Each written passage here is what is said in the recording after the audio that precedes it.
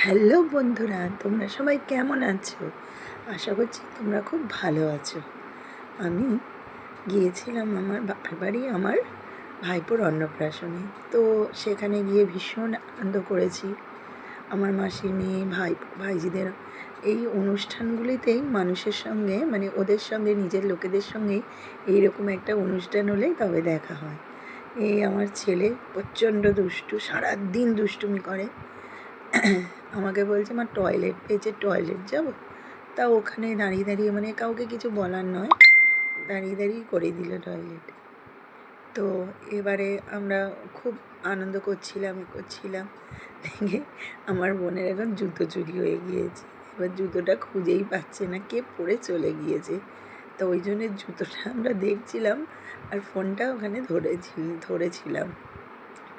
তো ও তো খুব ইয়ে করছে যে আমার জুতো কে নিয়ে গেল, আমার জুতো কে নিয়ে গেল, এরকম বলতে বলতে তো আমরা সবাই ওখানেই দাঁড়িয়েছিলাম। দাঁড়িয়ে থাকতে থাকতে এবারে সেই একজন এসে বলছে যে ও দিদি, তোমার জুতোটা তো উনি পরে চলে গেছে।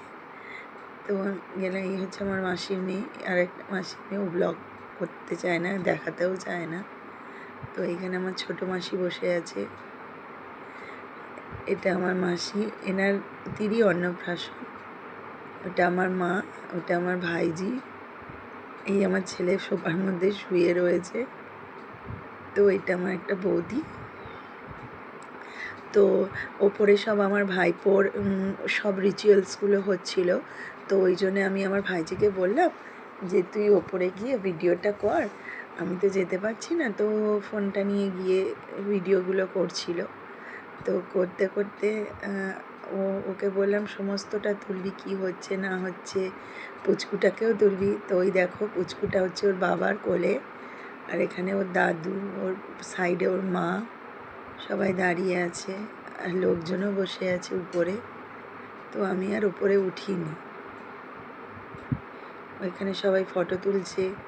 আর পুচকুটা হয়েছে খুব সুইট, খুব সুন্দর, ওর বাবার মতো পুরো।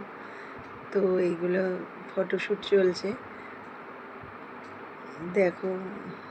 আর খুব আনন্দও করছিল, আমাদেরকেও ডেকেছিল। এই আমার ছেলে, ও সারাক্ষণ ঘুরে ঘুরে ঘুরে ঘুরে বেড়াচ্ছে, কী করবে কিছুই ভেবে পাচ্ছে না। তো ওই দেখেছো তোমরা সবাই পুচকুটাকে, হলে বাবালে, এই হচ্ছে আমাদের একটা ছোট্ট পুচকু, যে ওর বাবার কোলে রীতিমতো করছে। তো এইগুলো হচ্ছে ওর শ্বশুরবাড়ির লোকেরা। তো এবারে ওকে বললাম যে মান্টি তুই চলে আয়। এবারে ও ফোনটা নিয়ে চলে এলো, দিয়ে আমাকে দিয়ে দিল। তারপরে হচ্ছে আমি নিয়ে আবার বাইরের দিকে গেলাম, গিয়ে এবারে বাইরের ভিউটাকে দেখানোর জন্য যেখানে খাওয়া দাওয়ার অ্যারেঞ্জমেন্ট করা হয়েছিল সেখানেই যাচ্ছিলাম।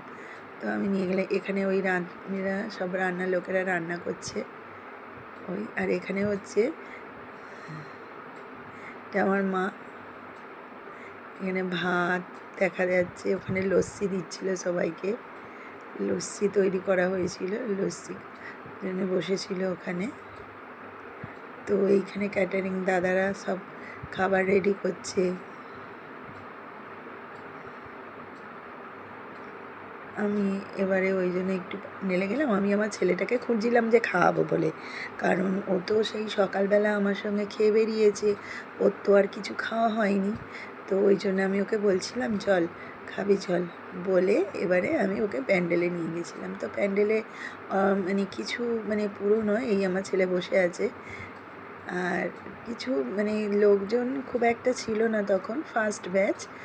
তো এবারে ওই আমার দাদা বসে আছে, এটা আমার মাসি, এগুলো সব আমার ছোটো ছোটো ভাইরা, এরা সব বসে আছে। আর আমাকে বলছে রে কী রে, কী করছিস, ভিডিও করছিস? আমি বলছি হ্যাঁ।